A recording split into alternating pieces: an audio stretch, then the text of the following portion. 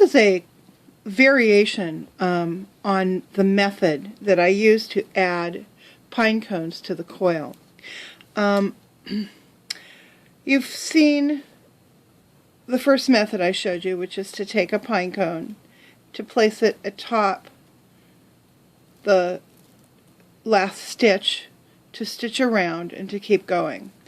One pine cone per one pine needle, sorry, per stitch. All right, this is another way you can do it. You can take your pine needle, and instead of placing it on top, you can kind of slide it into the center of the bundle so that the tip of the pine needle is just kind of hidden.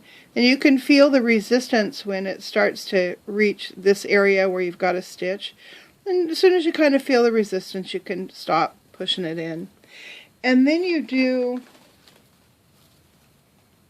or can do, I'm going to show it to you. I've got to put my arm around the thing. Here we go.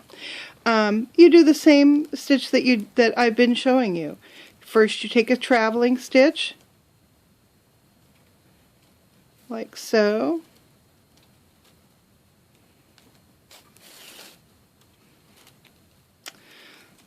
You make one more stitch through the same hole as you did your traveling stitch, because that ends up making the V stitch that's so distinctive for this style of coiling. That would be a V stitch. And you continue. So, take another bundle.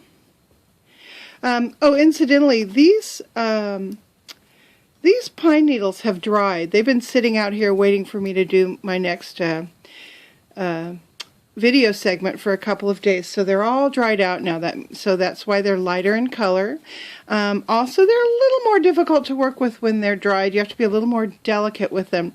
There are different schools of thought on doing this. Some people say that they prefer to only use the wet needles when you're beginning to make this coil, and then you want to switch to the dry needles as quickly as possible, because the dry needles will not mildew, have the chance of mildewing, and so forth. Other people prefer to work with wet needles the whole time, so that's certainly an option. My problem with the dry needles is they tend to do stuff like this, what you just saw there, and break if they're not handled very carefully. Because I have my arm wrapped around the tripod here, I'm in an awkward position, so I'm not able to be quite as delicate as I want to be, and that's causing me to be a little too rough with these pine needles. You know, how you place your needles, it just all depends on how you want your piece to look. I sometimes don't even, I'll show you one, sometimes I don't even scrape off this outer portion of where the pine needles are connected at their end here, because I like to see these little rough things on the outside of my work. It kind of enhances certain looks. So, you know, it's all about, you know, your own aesthetic and how you want your piece to look.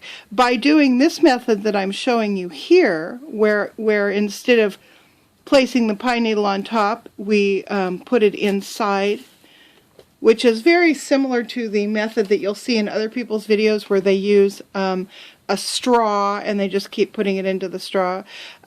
This gives you a much, you know, I would say maybe cleaner or simpler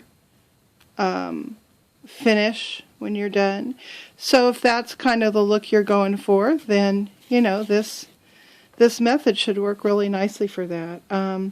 Also, I'm not going to show it to you in this little segment. I'll film another segment, but you don't have to use raffia. Like I said, you can use just anything you can sew with. Basically, you could use yarn, string, sewing thread,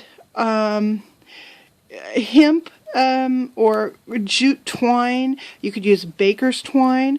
Anything that you use that's very thin, though, like say sewing thread or cotton, you know, like for crochet cotton or something, you would want to wax it first, because you're going to tend to cut these pine needles with a thinner sewing material. This stuff, raffia. Raffia is nice because it's very gentle to the pine needles, so it doesn't cut them or break them. You can pull it nice and tight. So there are going to be a lot of different variations to show you. This is the first one I wanted to get on camera, though, because I've had a couple of people ask about the you know, why I don't you know, take the little dealies off the ends of the pine needles and just use single pine needles. And the main reason is that you've got a nice bundle of 3 or 5, depending on the kind of pine you're using, already. So it just makes more sense to leave them connected. Although one of the nice things about this method, where you're hiding the ends of the pine needles up inside,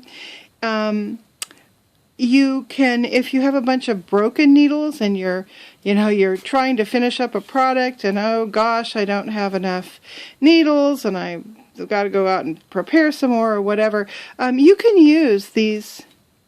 You can just put, 3 or 4 or whatever of these single needles.